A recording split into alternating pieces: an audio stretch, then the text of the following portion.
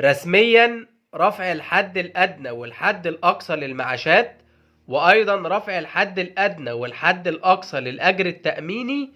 ومباشرة أول ما القرار ده نزل الناس ربطت القرار ده بحدوث تعويم، وخلاص بقى شبه متأكدين إن هيحصل تعويم خلال الأيام القصيرة الجاية للجنيه.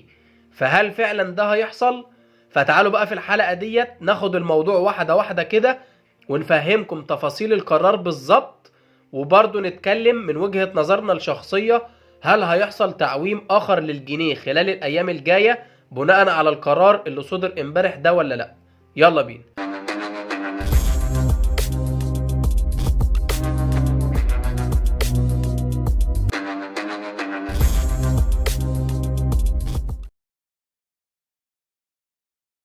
السلام عليكم اعزائي متابعي قناه بنوك مصر.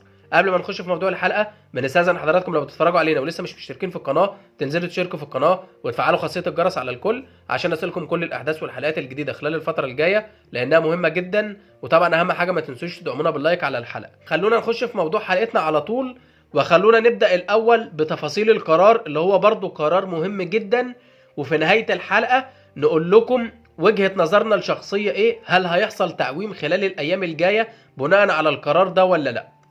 اول حاجة خلونا ناخد الاجر التأميني. والاجر التأميني الحد الادنى للاجر التأميني ارتفع من 2000 جنيه الى 2300 جنيه، والحد الاقصى للاجر التأميني ارتفع من 12600 جنيه الى 14500 جنيه. بالنسبة للمعاشات الحد الادنى ارتفع من 1300 جنيه إلى 1500 جنيه، والحد الأقصى للمعاشات ارتفع من 10800 جنيه إلى 11600 جنيه. وتطبيق القرار أو الزيادة الجديدة دي في الحد الأدنى والحد الأقصى سواء للأجر التأميني أو للمعاشات بداية من 1/1/2025، بداية من شهر 1 السنة اللي جاية، يعني بداية من الشهر الجاي إن شاء الله. طيب دي كده تفاصيل القرار، وطبعا الاغلب مش فاهم ايه اللي هيتم او ايه تفاصيله بالظبط وايه اللي جواه. خلونا نوضح نقطة مهمة جدا في الاول، ان ده مش معناه زيادة المعاشات. مش معنى مثلا ان انت حضرتك على المعاش دلوقتي وبتاخد 3000 جنيه فانت كده هتاخد 3200 جنيه او 3300 جنيه او 3000 ونص. لا، دي مش زيادة في المعاشات، دي زيادة للحد الادنى والحد الاقصى سواء للمعاشات او للاجر التأميني. وده مش معناه برضو زيادة التأمينات على بتوع المعاشات. خلينا ناخدها واحدة واحدة كده. مبدئيا المعاشات وأصحاب المعاشات الزيادة بتاعتهم أو الزيادة السنوية اللي بيزيدوها كل سنة دي بتتم في شهر 7 إن شاء الله. دي لسه هتحصل في شهر 7 2025. مش معناها الزيادة دلوقتي، الزيادة دي تعديل للحد الأدنى والحد الأقصى. لو في حد مثلا هيطلع معاش في اول 25 ومن المفترض ان هو كان هياخد 1300 جنيه اللي هو الحد الادنى، دلوقتي هياخد 1495 جنيه بالظبط او 1500 جنيه طبقا للحد الادنى الجديد.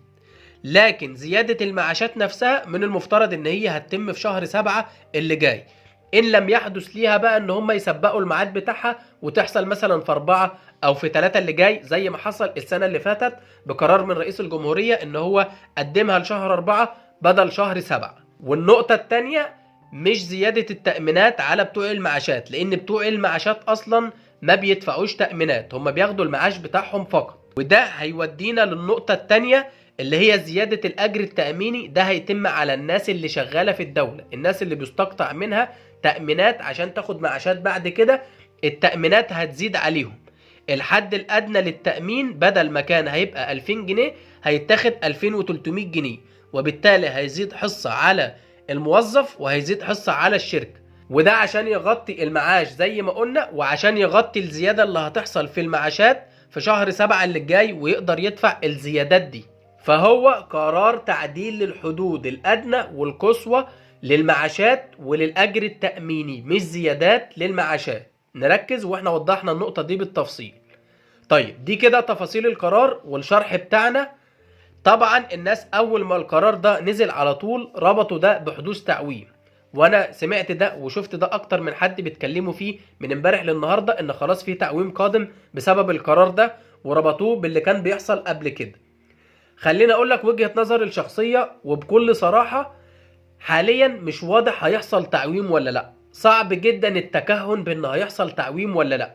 طبعا كان في كلام خلال الفترة الأخيرة كتير جدا، كل شوية أشاعة بتنتشر إن في تعويم هيحصل، ده الدولار هيبقى ب 52، لا ده ب 60، لا ده ب 54. فطبعا كان في كلام كتير خلال الفترة اللي فاتت، والكلام لسه مستمر، لكن مفيش حاجة واضحة لحد الآن.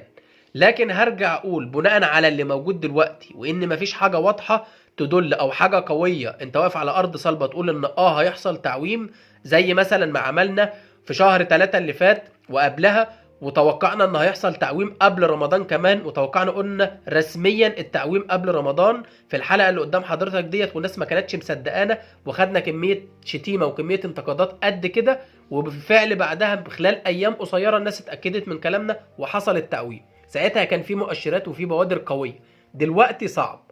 فبناء على ان في صعوبه ان ممكن نتوقع ان يحصل تعويم او لا، ومفيش مؤشرات، فده هيودينا ان لا، خلال الايام الجايه او خلال الشهور القصيره الجايه مش هيحصل تعويم. طيب ايه اسبابنا؟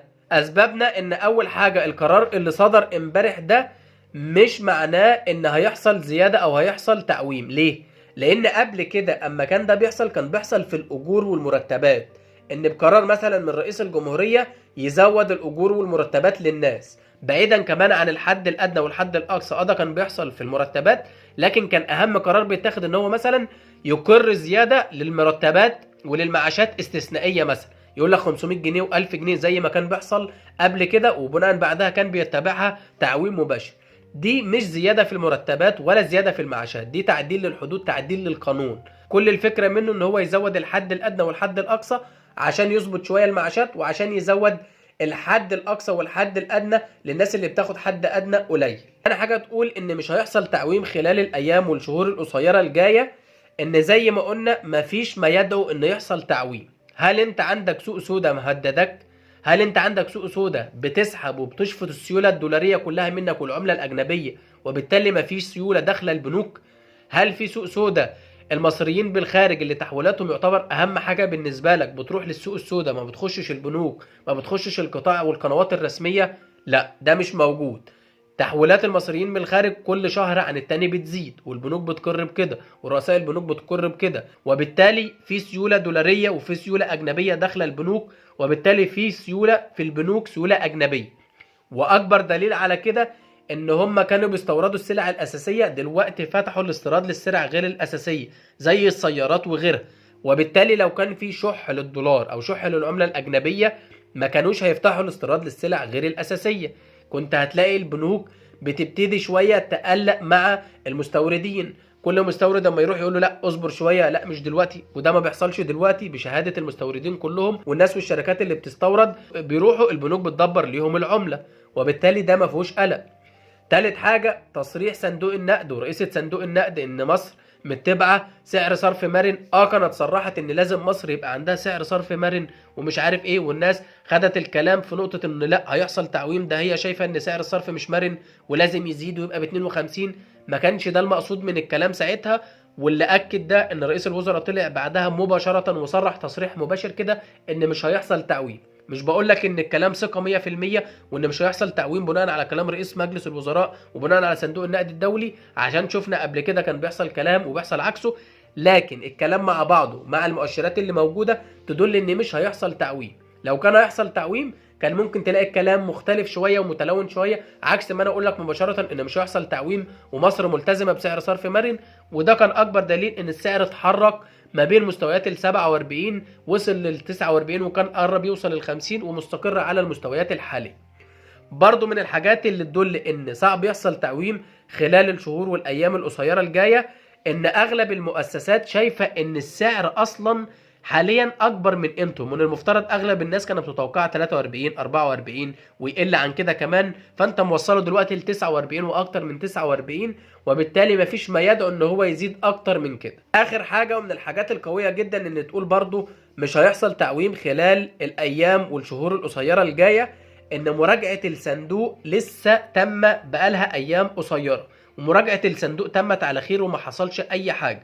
ودي نربطها بكل التعويمات اللي فاتت. اما كان بيجي يحصل تعويم كان بيبقى قبلها مراجعة الصندوق على طول، وبالتالي الحكومة والبنك المركزي بيتخذ قرار التعويم عشان صندوق النقد الدولي يوافق على المراجعة اللي هو بيراجعها. وبالتالي خلاص انت مش قلقان من النقطة دي، مراجعة الصندوق تمت وانت لسه قدامك المراجعة الجاية مثلا 6 شهور على ما الصندوق يجي يراجع ويصرف لك الدفعة اللي بعدها. وبالتالي انت مش متأثر بالحتة دي، وانت مش مضطر ان هو يحصل تعويم اصلا. وبالتالي اغلب الاسباب دي مش داعمه للقرار اللي صدر امبارح بزياده الحد الادنى والحد الاقصى للاجور والمعاشات انه هيحصل تعويم خلال الايام الجايه. ولكن برضو الله اعلى واعلم، وبرضو ده اللي هنتابعه خلال الايام الجايه لو في اي تطورات واي احداث واي قرارات جديده تدل ان ممكن يحصل تعويم او لا، هنتابع حضراتكم واحده واحده برضو كده. عشان كده لازم تبقى مفعل خاصيه الجرس على الكل، عشان اي حلقه ننزلها خلال الفتره الجايه هتبقى مهمه جدا تجيلك على طول. وطبعا ما تنسوش تدعمونا باللايك على الحلقه، ونشوفكم ان شاء الله في حلقات جديده. شكرا.